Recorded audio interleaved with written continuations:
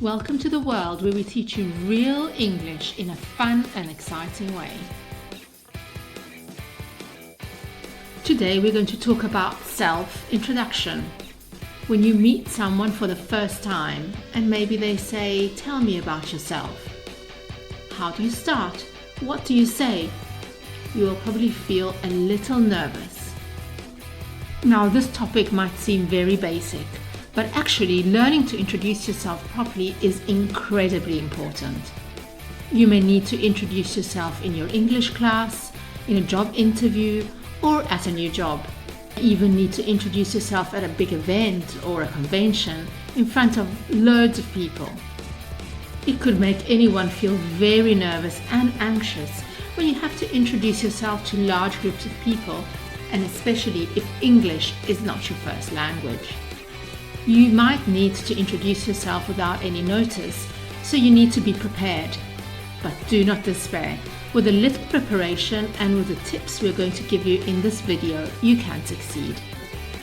If you start off well, it will help you to feel more confident during the rest of the conversation, and you'll make a good first impression.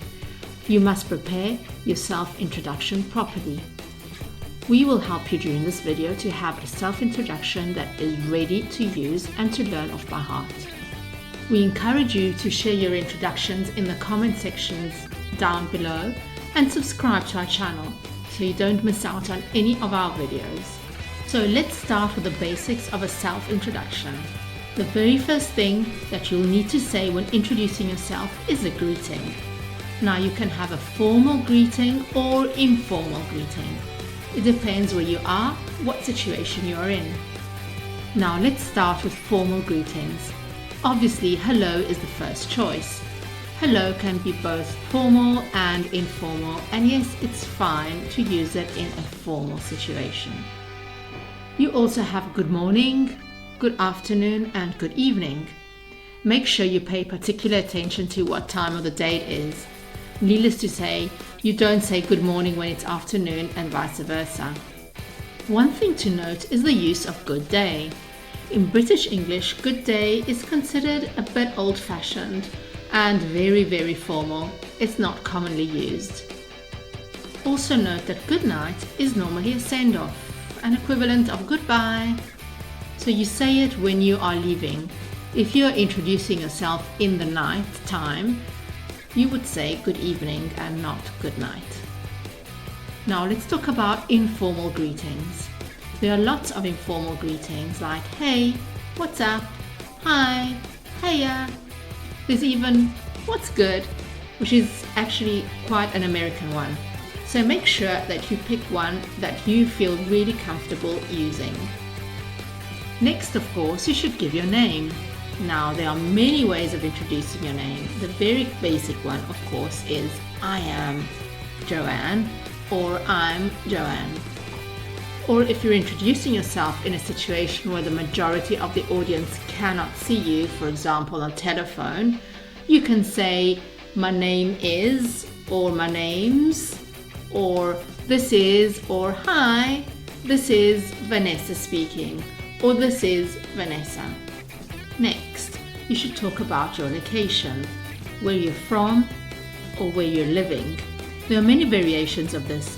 Let's start with the most basic and move on to slightly more complicated ways of describing your geographical location.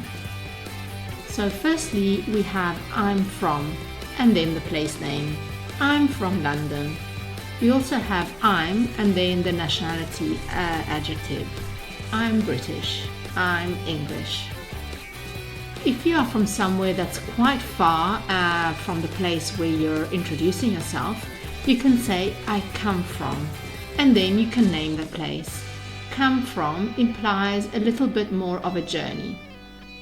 If you want to say where you grew up, you can say I was born and raised plus the place name. For example, you can say I was born and raised in Canada. If you're born in one place but grew up in a different place, you can say, I was born in Italy, but raised in South Africa.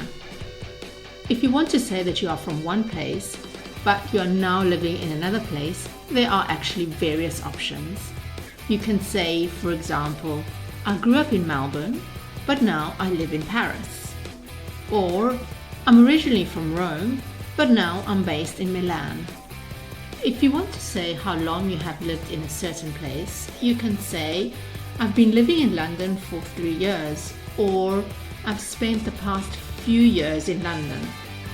Now those are the basics. Let's talk about some other options that you can use with your self-introduction.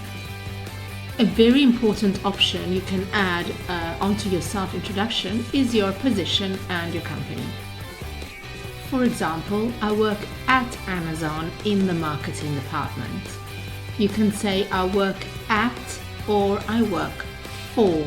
You would not say I work in and then the company name. It's at or for with a company name. You can also say I'm a plus your position at a company. So for example, I'm a teacher at the language school The World. Remember that at can also be replaced with for. For example, I'm a teacher at the language school The World, or I'm a teacher for the language school The World. If you just want to give a general idea of the field in which you work, you can say I work in education. If you want to give the specific position, you can say I work as a head designer, or I work as an accountant, or I work as an engineer. You might also want to mention your qualifications, especially if you are introducing yourself in a job interview. Now, if you are in a more informal situation, one in which you're introducing yourself to make friends and to meet people and to get to know each other better, you may want to talk about your family. Obviously, you can simply say, I have a brother and a sister. But if you want to give a little bit more information and also show off your language skills, here is a tip to avoid a very common mistake when talking about how big or small your family is. Many students often say, we are 3 in our family. This isn't correct in English. In English we say, I'm from a family of 3, or we are a family of 4. That's really an important one for you to remember, because this is quite a common mistake. If you want to talk about how many brothers or sisters you have, you can say, I am one of 3 siblings.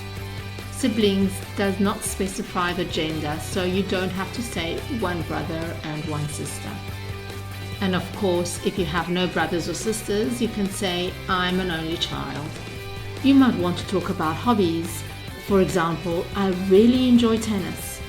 An alternative is, I'm a big fan of tennis. You can also use I am keen and then a noun. For example, I'm a keen tennis player. Now, we left this to the end because really it isn't as necessary anymore, but it is important that you know how to say it, and that is age. The basic way is I am 35 years old, or you can shorten it to I'm 35. If you don't want to specify your age, you can say I'm in my early, mid or late, and then your decades, 20s, 30s, etc. I'm in my mid-30s, or she's in her early 40s. The last tip we can give you, and which many gurus also suggest, is to give a fun fact about yourself. This is not so easy to do on the spot, so it's a good idea to have one prepared and ready. So think about an interesting fear, a weird like or dislike. A good one is always your pet, or a strange achievement, or an extraordinary experience. So at the end of this video, maybe think about it, and you can do a little extra homework by sharing your fun fact in the comments below. That's it for today's video. We hope you enjoyed it and learned something useful. If you liked it, please hit the like button and follow us on our socials. Hope to see you soon, and thanks for watching.